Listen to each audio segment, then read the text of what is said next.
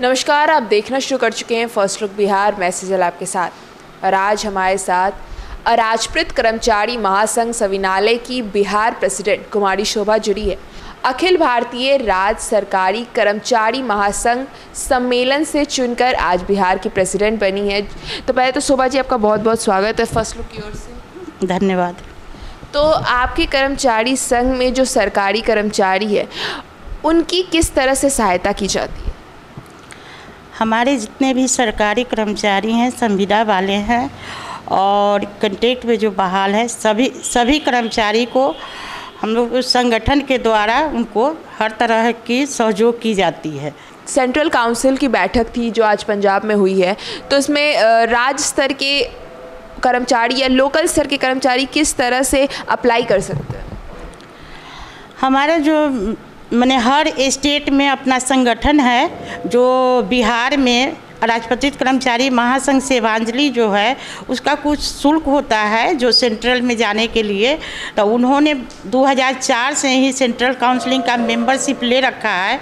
अराजपत्रित कर्मचारी महासंघ सेवांजलि 2004 से ही मेंबर बने हुए हैं। इसी मेंबर के माध्यम से हमारे बिहार से 25 लोगों को वहाँ बुलाया गया था।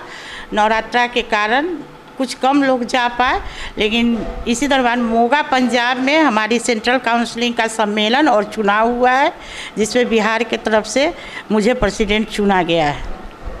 तो लोकल स्तर पे जो यहाँ कर्मचारी है, सरकारी कर्मचारी है जो शोषित हो रहे हैं, वो किस तरह से आपके संघ की मदद लेकर अपना मतलब इस शोषण से निकल सकते हैं? हमारे यहाँ किसी भी कर्मचारी को अगर किसी भी तरह का समस्या होता है तो अराजपत्रित कर्मचारी महासंघ सेवांजलि के नाम से आवेदन देते हैं। उसी आवेदन के माध्यम से हम जाके उनके पदाधिकारी से मिलके उनका जो भी समस्या होता है उनका समाधान करवाते हैं। तो आपके हिसाब से अभी मुजफ्फरपुर के स्तर पर क्या मेनली सबसे ज़्यादा परेशानी का कारण होगा सरकारी कर्मचारी के लिए? मैं पर्सनल स्वास्थ्य विभाग से बिलोंग करती हूँ। अभी हमारे यहाँ सबसे ज़्यादा समस्या है कि कर्मचारी तो सरकार ने बहाल कर रखे हैं, लेकिन सही समय पे सही जगह पर सही काम कर्मचारी के द्वारा नहीं किया जाता है। हमारे एनएम को मुख्य रूप से स्वीपर से लेकर डॉक्टर तक का सेवा प्रदान करना पड़ रहा है, जो बहुत ही खेद का विषय है।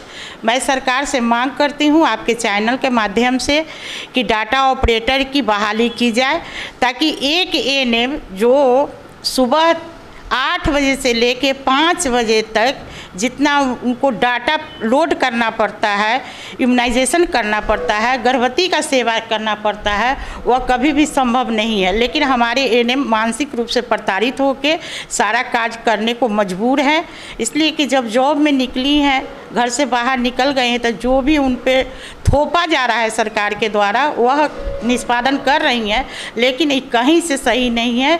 भविष्य के लिए यह ठीक बात नहीं है।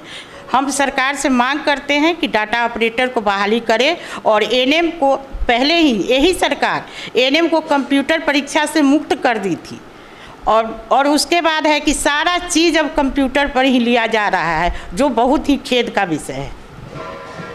एएनएम के अलावा और कौन कौन से कर्मचारी हो सकते हैं जो इस शोषण के शिकार हो रहे हैं आपके हिसाब से?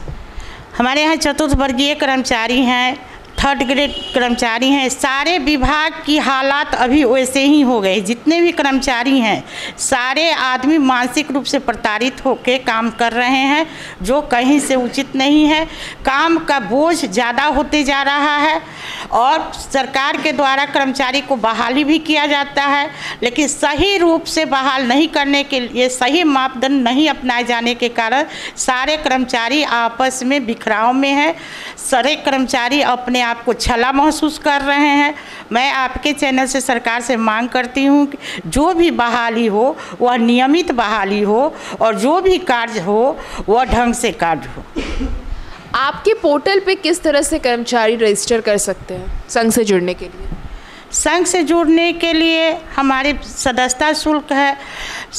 हर डिपार्टमेंट के अराजपत्रित मतलब कि सभी विभाग के आदमी हम लोग यहाँ जुड़े हुए हैं और सभी विभाग के कर्मचारी का अपना संगठन बना हुआ है जो अराजपत्रित कर्मचारी महासंघ सेवांजलि के नाम से है।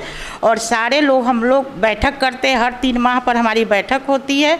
उसी बैठक के माध्यम से सारे कर्मचारी का समस्या हम लेते हैं और जो भी विभाग का जो समस्या रहता है उसका हर संभव प्रयास करती हूँ कि उनके समस्या का समाधान हो।